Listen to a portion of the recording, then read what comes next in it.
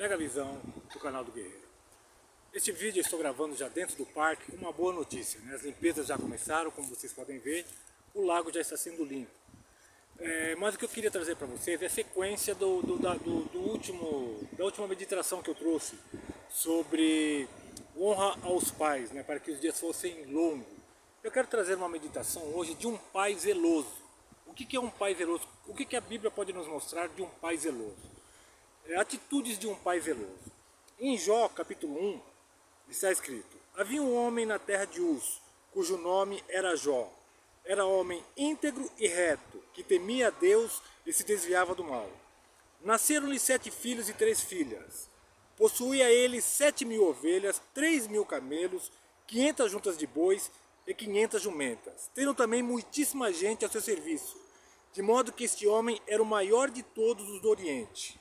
Iam seus filhos à casa um dos outros, e faziam banquetes cada um por sua vez, e mandavam convidar as suas 3 irmãs para comerem e beberem com eles. E sucedia que, tendo decorrido o turno de dias de seus banquetes, enviava a Jó e o santificava. E, levantando-se de madrugada, oferecia holocaustos, segundo o número de todos eles, pois dizia Jó: talvez meus filhos tenham pecado e blasfemado de Deus no seu coração. Assim o fazia Jó continuamente.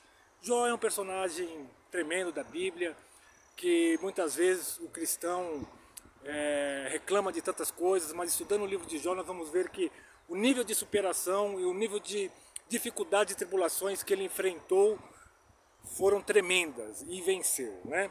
Jó recebeu de Deus o mais elevado elogio, na realidade, né? E singularidade. Homem íntegro, reto, temente a Deus, que se desvia do mal. Conseguiu na sua época ser o mais rico, ele era o homem mais rico e o mais piedoso. Incrível, né? Por isso que a gente vê riqueza, ser rico não é problema. O problema é a soberba. Mas Jó foi um homem rico e o mais piedoso. Ele conseguiu aplicar a sua vida nos 2 pontos, né? Então, esse jargão de que eu creio no que está escrito na Bíblia, para mim a Bíblia é a minha profissão de fé e o que está na Bíblia é verdade. Tanto é que até em estudos arqueológicos encontraram arqueologias da época de Jó como patriarca. E ele foi golpeado nas 5 áreas mais importantes da vida. Ele foi atingido na área da finança, no casamento, saúde, nos filhos e nas amizades. Mas mesmo assim se manteve íntegro, né?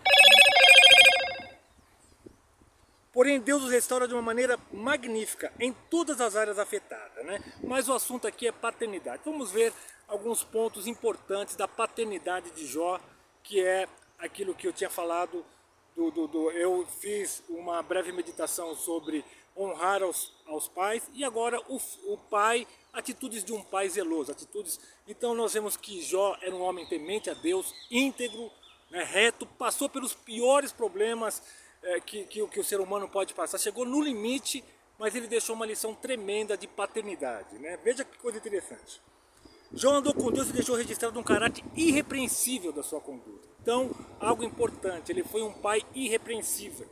Ele foi um pai que deixou um bom exemplo. O maior legado que Jó deixou para os seus filhos não foi a sua fortuna, foi o exemplo de perseverança, de fé, de comunhão com Deus, mesmo diante de qualquer intempérie.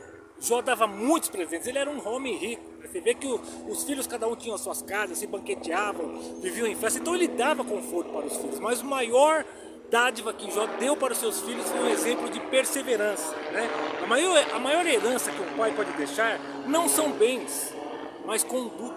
Quantas famílias, quantos filhos recebem uma grande herança, mas não tem um poder de administração, não tem princípios éticos, um caráter baseado naquilo que Deus tem para a pessoa, e as coisas vão se perdendo. Então, o maior legado de Jó foi a perseverança e as atitudes de fé. Eu sempre uso uma frase que Marlis Monroe falava muito, eu gosto muito dele, ele prega muito, ele tem muito ensinamento sobre o reino de Deus. Ele falava que sucesso sem sucessor é fracasso. Então é muito importante pais que querem direcionar os filhos, nós não somos eternos. Nós temos que preparar os nossos filhos para dar continuidade ao legado das nossas famílias. Uma coisa interessante que Jó ensinou foi a comunhão entre os irmãos. Você vê que eles se banqueteavam.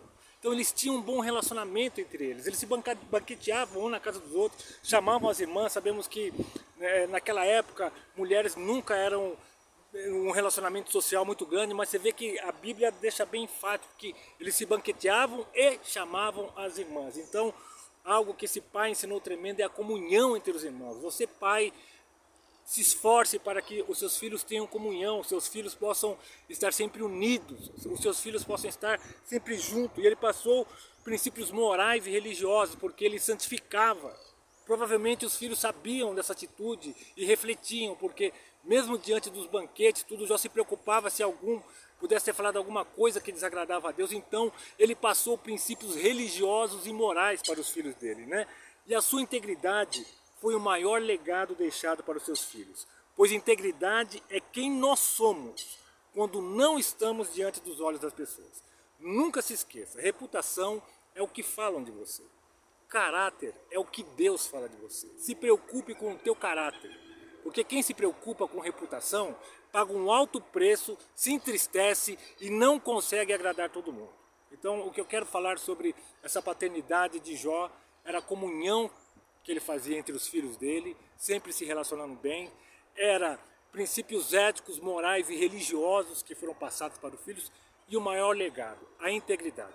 Talvez você pense, poxa, mas eu não tenho um pai assim, mas Deus pode te adotar como filho, e Deus é íntegro, Deus é justo, Deus é amor, e você pode receber essa paternidade de Deus. Eu fui adotado por Deus e faço parte da família de Deus. E você também pode fazer parte. Talvez você não tenha um pai como Jó, talvez o seu pai tenha tido N problemas, mas você tem Deus que quer te envolver, que quer ser o seu pai. Pega a visão do canal do Guerreiro, mas também aplique isso na vida dos seus filhos. Você, pai, aplique a comunhão entre eles, aplique princípios morais e religiosos, aplique a integridade, mesmo nesse mundo tão complicado, tão caótico. Olha lá a visão lá, tá vendo? Estão limpando o lago, tá vendo? Estamos orando aí. Pega a visão do canal do Guerreiro e tenha princípios bíblicos para a paternidade na sua família.